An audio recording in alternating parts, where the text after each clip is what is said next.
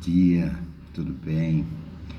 Hoje é domingo, primeiro dia da semana, o dia do Senhor, um dia de graça, um dia de paz, um dia de força, um dia de reativar os ânimos, um dia de reativar as forças perdidas durante a semana e nos prepararmos para a semana seguinte, iniciada hoje.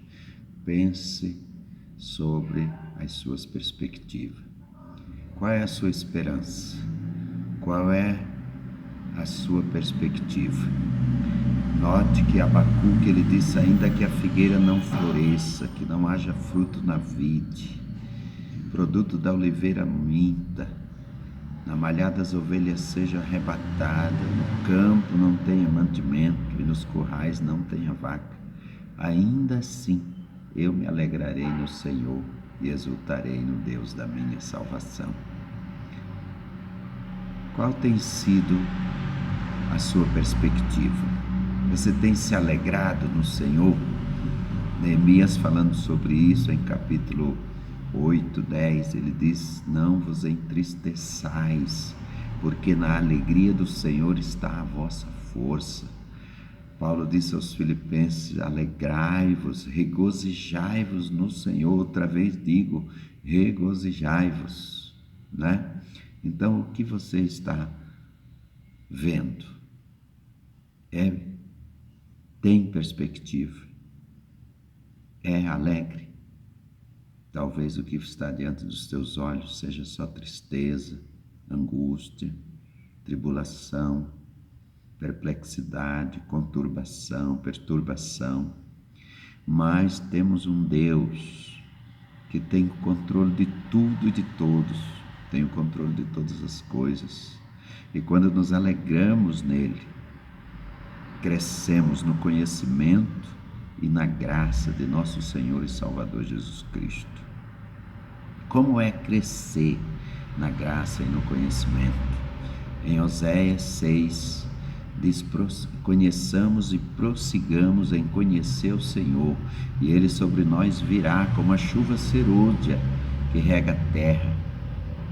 Quanto mais você conhece, quanto mais você cresce na graça, no conhecimento de Deus, mais você se alegra, mais você tem perspectiva de vida, mais você tem esperança, mais você tem fé. Qual é a sua perspectiva de vida? Nós não andamos por vista, disse Paulo, mas andamos por fé.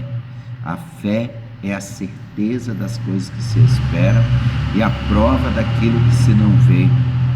Nós temos a Bíblia como a fonte inesgotável de alegria, de prazer. A palavra diz que na presença do Senhor até a tristeza salta de alegria. Olha só, coisa maravilhosa. Então nós nos alegramos não pelo que vemos, mas por aquilo que cremos, que acreditamos, por aquilo que esperamos. A fé é a certeza daquilo que se espera e a prova daquilo que se não vê. Você tem essa fé? Essa é a fé sobrenatural e ela vem por meio da palavra. A palavra de Deus em Romanos 10, 17 diz que a fé é pelo ouvir e o ouvir pela palavra de Deus. A palavra de Deus, uma vez ministrada aos nossos corações, ela gera fé, ela gera esperança, ela gera certeza. Aliás, a palavra diz que o evangelho não é só palavras, 1 Tessalonicenses 1, 5, mas demonstração de espírito e de poder, e em muita certeza. Você tem certeza da sua salvação? Você tem certeza que está livre da condenação eterna, da morte eterna, que já foi redimido pela obra redentora de Jesus? Você acredita nisso? Você crê nessa promessa? A Bíblia diz em Tito 2, 1, ou melhor, 1, 2, que Deus, que não pode mentir, prometeu a salvação, a vida eterna, antes dos tempos do século, ou seja, antes que houvesse calendário, contagem de tempo, Deus prometeu. E por duas coisas, nas quais é impossível que Deus minta. Ele é imutável e verdadeiro. E a nossa fé está baseada nisso. Ele não muda. Tiago 1,17 diz que nele não há mudança nem sombra de variação. Ele não muda. Jesus disse: aquele que ouve a minha palavra e crê naquele que me enviou tem a vida eterna, não entrará em condenação, mas passou da morte para a vida.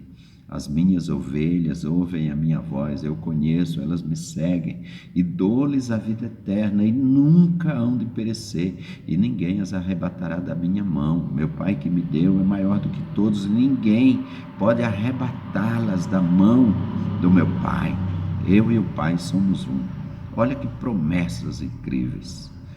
Em João 17,12, Jesus disse de que aqueles que o Pai lhe deu, nenhum se perdeu, senão o filho da perdição, que era Judas. Judas nunca foi salvo, ele sempre foi filho da perdição, né? Os salvos jamais se perderão. Em Jeremias 23,4, ele diz o seguinte, que das ovelhas do Senhor nenhuma faltará. Que promessa incrível! Essa é a razão da nossa esperança, essa é a razão da nossa alegria, essa é a razão de nós sermos salvos pela graça maravilhosa de Jesus. Está lá em Efésios 2,8, pela graça sois salvos, por meio da fé. Isto não vem de vós, é um dom de Deus, não vem das obras, para que ninguém se glorie, porque somos feituras suas, gerados em Cristo Jesus, para as boas obras, as quais